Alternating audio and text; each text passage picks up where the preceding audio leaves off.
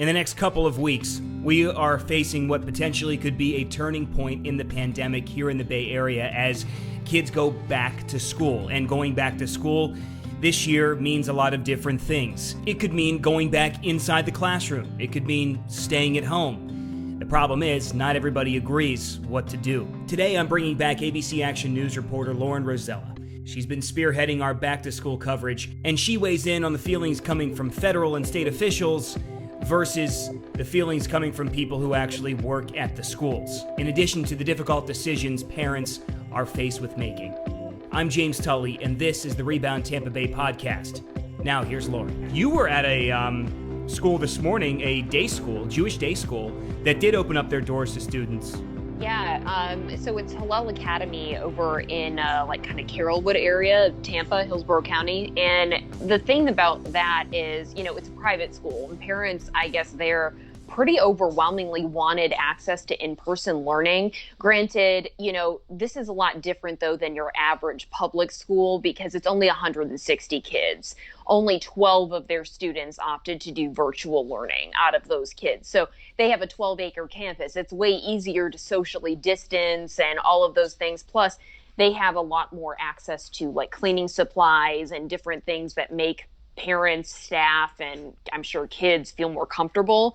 So it's kind of a different story. But I would say, like in our public schools, we are in the middle of complete confusion and upheaval in many cases. Hillsborough County is one of the largest school districts in the country. And right now there is a huge debate on whether or not they are going to be able to do e-learning for the first 4 weeks or face enormous fines from the Department of Education, who has said, you're not allowed to do that. You need to open an in-person option. So just a lot of confusion for families right now who are just desperately trying to make a plan when school is set to start in 2 weeks. It's a very strange time because you're right. The federal officials are pushing for schools to open the brick and mortar school and at least allow the option for parents to send their kids in. But so many teachers' unions in the Bay Area are pushing back against it. So it's a very unusual situation. Scared. Teachers are absolutely terrified. And anybody that says otherwise, I think, is lying because we're operating with no playbook here with the reopening of schools. This is something no one has ever done before. And we're still not really sure what everyone's risk is. We don't really know what it looks like. But this is what we do know. Overwhelmingly, local Bay Area doctors are telling the school board in Hillsborough County, do not reopen in person. Don't do it, which is why the school board voted to do 4 weeks of e-learning. However, the State Department of Education says, listen, you need to open a brick and mortar option. There are children with special needs who need in-person, help with their learning. And there are parents who aren't going to be able to go to work if there isn't an in-person option. There are, a lot of other reasons that they say that they need to have these, brick and mortar choices for parents. But overwhelmingly, I would say teachers are very frightened and they don't trust that they're going to be given the supplies and the resources needed to safely teach in a pandemic. I will get into the supply drives that are going on a little bit later here in our talk. And I want to try and play devil's advocate as much as I can with some of the points you're bringing up. But what I think we need to set the record straight on is, with what we know about COVID-19, I think we know that kids are not a major risk of getting seriously ill from this. However, it is widely believed, and if you listen to the Coronavirus Task Force and the World Health Organization, they can certainly transmit the virus to people that could be at high risk. So, I just think that needs to be said, because when you hear officials say, well, kids aren't at risk, they're not, their risk is basically nil, so they can go into school. Well, it's not that. It's them being carriers of this thing and passing it on to people who are. Yeah, it's kids being carriers of the new coronavirus and then going home and taking it to grandma, who gets infected, who is at risk or immunocompromised, or passing it to their teacher who maybe has a child with immune issues at home or a spouse. Those are the major concerns. I don't think, well, and we don't want to say that there is no risk for children getting COVID-19. Of course there is. And really, I think we're still trying to learn overall what is supposed to happen or what could happen with children who get COVID-19. Obviously, it hasn't been around long enough for us to know what health effects long term there could be. That's just it. And people we don't know. Right. And people who have mild or asymptomatic, who have had mild symptoms or are just flat out asymptomatic, we still don't know the long-term effects because there's no way to know the long-term effects. And I think that's the major question that parents have. And what I think is so interesting and critical about this impossible decision that parents and teachers are having to make about their lives right now. Again, we don't have a lot of information because it literally is not available. We don't know because it hasn't been around enough. And also, there is no good option. Really, what is the good option? Our normal is gone. So if you're a parent who wants your child to be able to go to school and have that interaction with kids and be able to run around at recess, like a lot of those things are gone, which is sad. And it's hard for teachers who really do a lot of group-based learning. A lot of teachers have small groups of desks and stuff where kids work together. They work collaboratively. A lot of those things are gone with individual workspaces and partitions, not a lot of decor or things that make classrooms feel really comfortable and happy for students. Well, it's gone for now. It's gone for now. It's gone for now. And you to keep your sanity, you just have to believe it's going to be back sooner than later. Yeah, you have to believe it will be. Yeah, and then that's just where I choose to stand. It's going to be back, and everything's going to be back to normal eventually. But you're right. It sounds like an impossible decision. The push to reopen schools, of course, is for that social interaction, that somewhat return to normalcy, and for parents who actually can't provide childcare. Who 100% need schools to be able to return to work. It is a huge burden. Childcare is such a huge burden right now for parents who are terrified. And really, I think this is a call to employers to step up with flexible policies to help assist in this process, because no matter what happens, and this is something that I think also really needs to be said, we don't know what's going to happen when we reopen in person. Absolutely, some schools are going to reopen in person in the next few weeks, regardless. Their doctors are saying that there will be a spike in cases.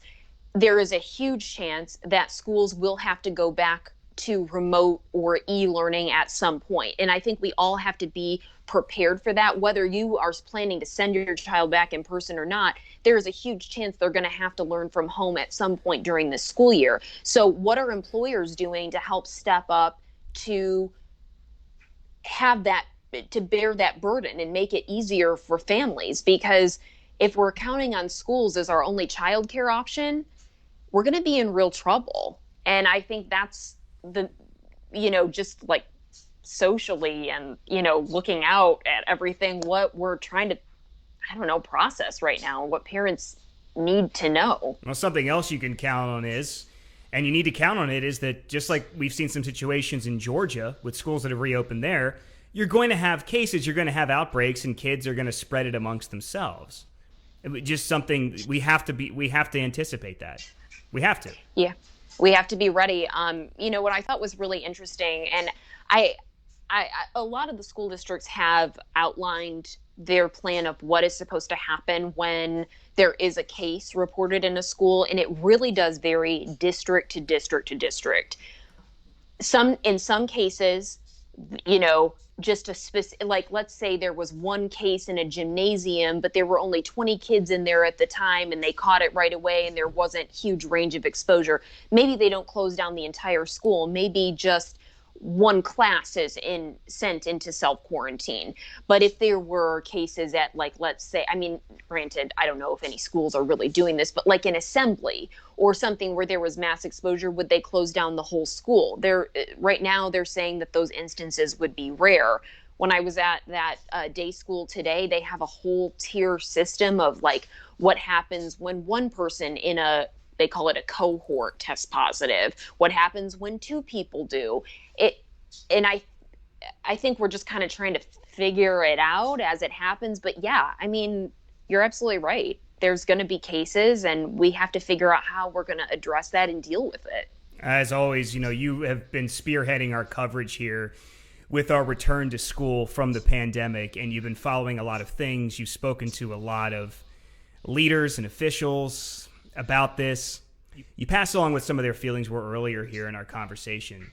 What else are you hearing that is really sticking with you and it's tough to shake right now as you put together these reports every morning? Gosh, well, as I said, teachers are really scared. The concerns about the supplies. Parents are uncertain. Parents are uncertain right now and racked with guilt on whether or not they've made the right decision to send their kids back to school. And that might not be like, to state officials and all that, but overwhelmingly, when I talk to parents, that's literally the only thing that they want to talk to me about is, did I make the right decision? Am I going to hurt my child? And it's not just sending kids back in person, it's also keeping them home. Have I denied them the ability to grow? Will they fall behind? And that is at every age. I hear it from one of my close friends, has a son who's supposed to go into kindergarten this year. She chose e-learning because she's frightened, and she is feeling terrified and racked with guilt that she's just cut him off from a critical experience in his like learning development. To I have another friend who runs a nonprofit here in town, and she has a 15-year-old, and she was almost in tears with me on the phone saying, this was the year that we were preparing for college. My daughter has the world ahead of her, and I've chosen e-learning, and I feel like, have I just cut her off from every resource that she needs to succeed? And there is no right answer. I think every answer is specific to each family. Like, do you have immunocompromised family members that you live with? Does your, grandparents, or just, it's going to be different for every family, but people are sad and they're anxiety ridden. And it's hard to hear that families are overwhelmingly feeling like, I didn't do the right thing, or I think I did the right thing, but it's hard and I'm struggling and my kids are lonely. They miss their friends. So going into the school year, I'm just really, I don't know how it's going to play out. And I am really curious to see how the Department of Education handles these issues with teachers, how they handle it when teachers get cases. And well, here's a question. How are they justifying bringing kids back into school around each other when you don't have enough treatments for this thing and you don't have a vaccine? I mean, we have how many treatments that are even remotely proven to be effective? That is such an awesome question, James. I have absolutely no idea how it's being justified. Is it being justified through saying that there's going to be that social distancing, and it's saying that it's the lesser of two evils, because ultimately we are entirely dependent upon schools for childcare for most parents, and most parents will never be able to return to work if their child is forced to stay at home and do e-learning. And they're saying like, hey, we're going to do the best we can with the limited resources that we have. We're going to try and do cleaning supplies. We're going to try and socially distance. But I mean, we talked about this the last time. I have seen teachers stepping up in a spectacular way to try and make this experience livable, safe, bearable, all of that, but a lot of these kids, like, you can only socially distance children so much. You can only Well, space they're out kids, desks so and far. they're kids, and it's the And same they're thing with kids. the common cold. I mean, this goes back to when you and I sat in these Yeah. classrooms, and somebody gets Yeah. sick in the class, and then 4, 5, 6, 7 other people are sick the same week. Yeah. So this it just goes to show you that there's only so much you can do with kids, let alone getting 5, 6, 7, 8-year-olds to wear a mask the whole time or whoever whenever they have to do it. This is what I will say, though. This is just if I can inject a little bit of my personal experience in here, Of if course. anybody wants to hear my opinion on things. So through my own tally, my own survey, informal survey, the only people that seem to have a problem with kids wearing masks are adults. Children are overwhelmingly adhering to mask wearing. I don't this is what I am seeing. So my daughter has been in she's in a small private preschool. And she has been since they were allowed to reopen back in May. Almost immediately, within 1 week, the city of Tampa issued a mandatory mask order. And so they immediately followed it. My daughter is 3 years old. She wears a mask all day and doesn't, I mean, all the kids. I have seen it. I have seen it for myself. I have seen every child in there wearing it. I mean, do they always wear it properly? Maybe not, but like overwhelmingly the teachers, my kid's school has not had one case. Knock on wood. They've all worn masks. They've all done it. I believe in these kids. I believe in their ability to wear these masks. Good. And I think, with these mandatory mask orders that I believe every school district in the Bay Area has a mandatory mask order for students and staff at this point. I think that's going to be really critical in helping stop the spread of the virus within the schools. So I think that is a positive thing. Like it's not No, that's all good. That's totally good. doom and gloom, but I've been proud of my daughter, but I've been proud of these kids and parents who have stepped up and like they've made it fun. They have gone and gotten their kids like really cool, fun masks. Yeah, they helped made it an decorate accessory. them. No, that's good. They've made it That's an good. accessory. Because and I they've helped hosted them. this round table with all the kids from Yeah, around the that's area. right. And really, you're right. I mean, there weren't too many negative things said about wearing a mask all day. But I could just think like back to what I was like as a kid, and I couldn't even wear a collared shirt because it would bother me and, whatever. Although I was a shy rule follower, so I didn't ever want to break rules. So I think, had that been the case, maybe that's a little bit different, and maybe a lot of Oh, kids you know what is something adhere that's to it. really cool about this, though? And actually, I saw this today with the Hillel Academy that I was at, but widespread in public schools right now, there is an effort to get kids to do learning outside. And when they're outside, they can take their mask off. Right, because they can distance So properly and they're out. They're able to, they're Because, able to stand outside and a spread couple, out. right? That's great. A couple things we didn't touch on are the ventilation systems, and now Yes. there's a couple of studies out that show that you've got to have a really good air filtration system, and ones that are outdated, that's not good. You've got to have good ventilation through the school to hopefully slow the spread down a little bit.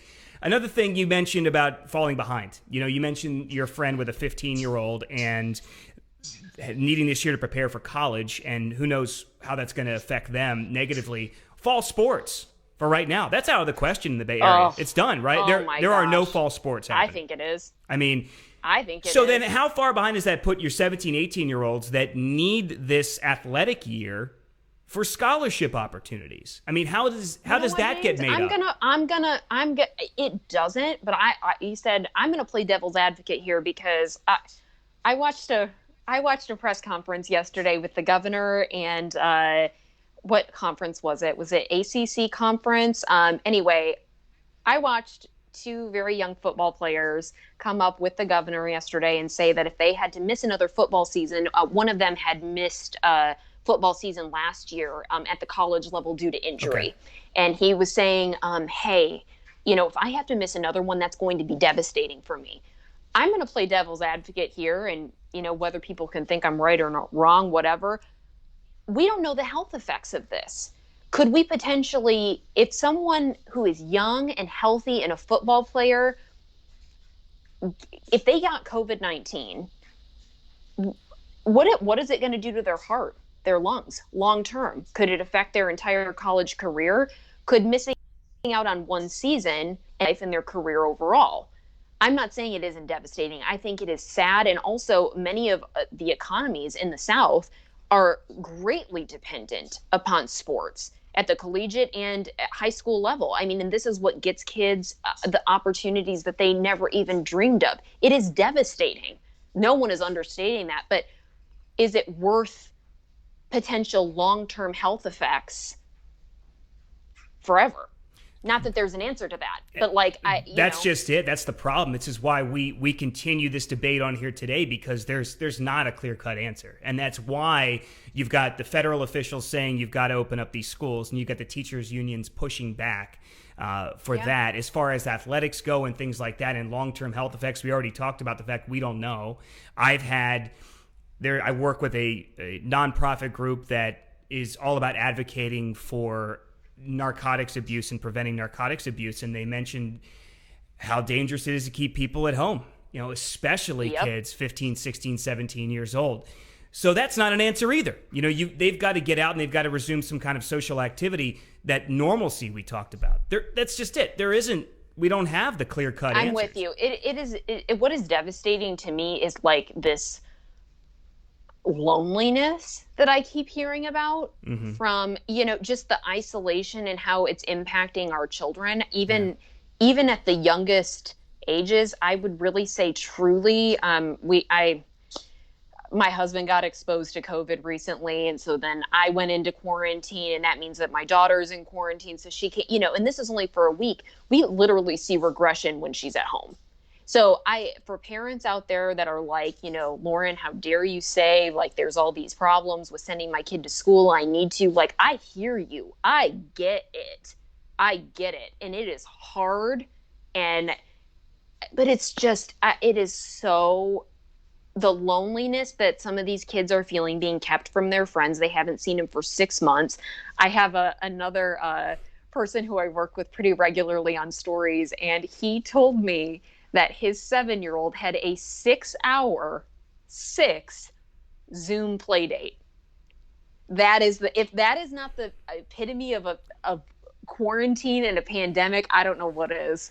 A 6-hour, can you imagine? And I said, what on earth did they do? And he said, well, they made like little gross noises, on and off, and they just like laid there and talked about comics. I was like, okay, well, hopefully the same stuff they would do if they were together. I think at this point, if you start any sentence with the word Zoom, it's the epitome of 2020 and the epitome of what we're all going through. I wish we had bought stock in Zoom a year ago, James. Yeah, I am no master of the stock market. Okay, I'm not doing any day trading after we finish this up. Listen, it's why it's good to talk to you, because you have kids, and in addition to being our lead reporter with all these education stories, you bring this warmth and relatability to it when you speak about it. So it's good to get your insight, and I think we should probably re-rack and do this again in a couple of weeks to see how things are going. It's going to be completely different. We don't even know, right? As of this recording right now, the superintendent of Hillsborough County Schools, Addison Davis, is up in Tallahassee. He is petitioning the Commissioner of Education, Richard Corcoran, to allow Hillsborough County Schools to do e-learning for 4 weeks. That's right. Right now, that's not being allowed. So, but we don't really know what's going to happen. And there are other counties, they could other do school it. districts Let's make this clear. Hillsborough County can do it, but they could face. They could pay an enormous price. Yeah. What is it? $20+ million a month in state funding gone. That's right. It's a slash of state funding that they would lose if they would do this. That's right. So they're trying to get some kind of approval and push. I just can't. I mean, I don't even. I'm speechless for once. I don't know what to say about that. To bring it full circle, all out of this has me speechless as I sit on the anchor desk every morning, because it's all unprecedented. Look, the virus is unprecedented in our lifetime. The pandemic itself is unprecedented. But to see the pushback, to see the battle between federal mandates and teachers' unions, I can't, over something like this, I never thought I'd see it in my lifetime.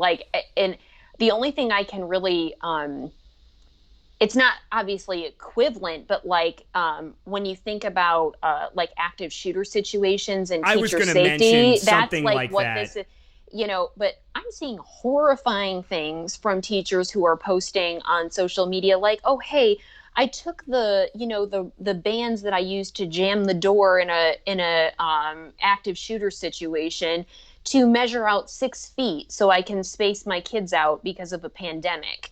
Like, it's just, teachers are constantly being put in situations where they are caring for our children in frankly dangerous situations. And I think they need a little bit of grace right now, as do parents. I think we all kind of need to cut ourselves a little bit of a break, go and realize that we are parenting and teaching and making decisions in a time that is completely unprecedented. And everyone, I think, is literally just trying to do the best they can to survive. And also, kids are resilient.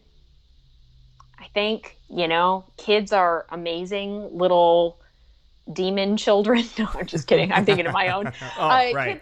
Kids are amazing though. They're incredibly resilient. Well, sure, but at the beginning of this, you put the onus back on the employers. Like, this is a time when they need you need to allow your employees that have children to step up and help us. Yeah. And I think like that's the biggest thing. Not every workplace is going to allow you to work from home. Mine is allowing me to work from home. Guess what? I never have to worry about what happens if my daycare closes down. Mm-hmm. But there are hundreds of thousands of people across this state that do not have that luxury. And it's just, we need to all do more as a community to support our teachers, to support our parents, and to try and reduce the spread so we can get kids back to that normal. Well, I don't know if we'll ever have that normal as it was, but a place where people feel safe. Eventually we will. I hope so. Eventually we will. When there are effective treatments and we are not reporting on cases the way we are right now and they dissipate, we will eventually. As far as a timeline for that, that's what we're all held up on. I don't know. But let's try and end on something positive, because you mentioned the community stepping up, and it has happened. And I will say, and I'm not just blowing smoke here, this one really got me. I really like this. So there's Adopt a Teacher campaigns going on in Hillsborough and Pasco County right now. There are Facebook groups. Just type in Adopt a Teacher in your county, and you'll see that there are these wonderful Facebook groups. And it's very simple. You just donate money to this association. They got their like Amazon wish list. They have Amazon wish list, and so stuff. these teachers can go out and buy extra supplies for kids, because part of I guess part of the process of the new operating procedure is kids can't share supplies. So this is great. Teachers are getting a lot of help, and we're talking thousands of members of these groups that are donating money to help them buy supplies. So I think that's awesome. Sweet to see. Yeah, it really is good. It's very good. It's great. And, here's just kind of wishing kids a happy back to school, however they return back to learning this fall. Again, everybody's doing the best they can. And I think we're going to look back on this and hopefully be proud of the decisions that we made as parents. And, any teacher that's out there that's wondering, if they're making the right decision with their career, that, they're helping support families, whether it's e-learning or in person. And I think that you mentioned the outdoor classrooms, a lot of schools trying to embrace that. I think that is if we can make any, if we can have any progress today, maybe that's something to put in people's minds to push for, because that sounds, if it's at all possible, that sounds pretty good. It sounds great. I mean, maybe I don't want to be outside at noon, but man, learning outside in the trees by some water, that's going to make a math problem way easier, right? Sounds like something our grandparents or great-grandparents did in a one-room schoolhouse, like 85 years ago or something like that. All right, she's Lauren Rozlya. Check out all her reports on abcactionnews.com/back-to-school. That's the place to go for all the resources to help you go safely back to school. It's something we're doing, Lauren. It's one of our initiatives. That's the mantra. That's the tagline. Safely back to school. We try and have you covered with all the bases there. New episodes of the Rebound Tampa Bay podcast drop every Wednesday morning. We have a video version of this for you on the ABC Action News streaming channel. Just download that to your favorite streaming device. This has been the Rebound Tampa Bay podcast. I'm James Tully.